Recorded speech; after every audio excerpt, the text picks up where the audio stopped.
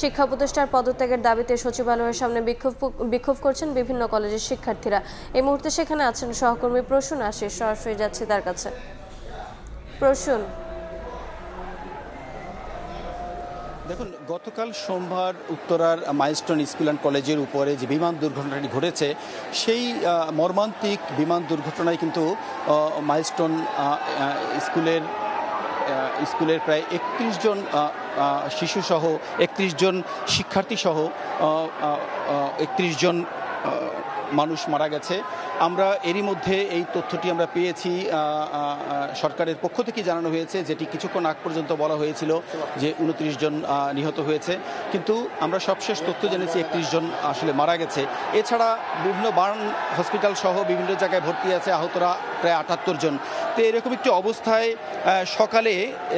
সকালে মাইলস্টোন কলেজের পক্ষ থেকে, মাইলস্টোন স্কুলের পক্ষ থেকে শিক্ষার্থীরা দাবি করেছে যে নিহতের সংখ্যা অনেক বেশি।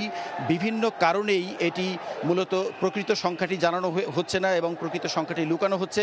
এই জন্য তারা দাবি তুলেছেন, সকালেই শিক্ষা উপদেষ্টা এবং আইন উপদেষ্টার সামনেই তারা দাবি তুলেছিল যে প্রকৃত সংখ্যাটি জানাতে হবে। এছাড়া তারা আরও 5টি বিভিন্ন দাবি তুলেছেন।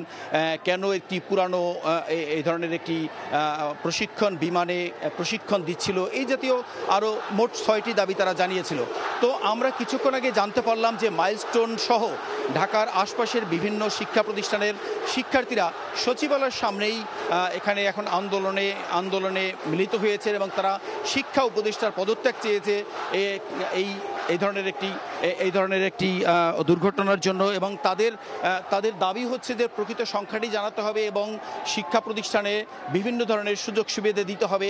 এরকম নানা ধরনের দাবি নিয়ে মূলত তারা আন্দোলন করছে। ঠিক সচিবালয়ের গেটটি বন্ধ আছে, আমরা দেখাতে পারছি না, কিন্তু গেটের বাইরেই তারা আন্দোলনটি করছে। তারা এখান থেকে শিক্ষা উপদেষ্টার পদত্যাগ বা তাদের একটি ন্যায্য দাবি পূরণ না হওয়া পর্যন্ত তারা এখান থেকে সরবেন না বলেও কিছুক্ষণ আগে আন্দোলনকারীদের পক্ষ থেকে জানানো হয়েছে। মূলত এই ছিল সবশেষ তথ্য। যদি আন্দোলনের আরও কোনো তথ্য পাই, নতুন তথ্য পেলে সেটি আমি জানিয়ে দিতে পারবো। সরাসরি যুক্ত ছিলাম সচিবালয়ে।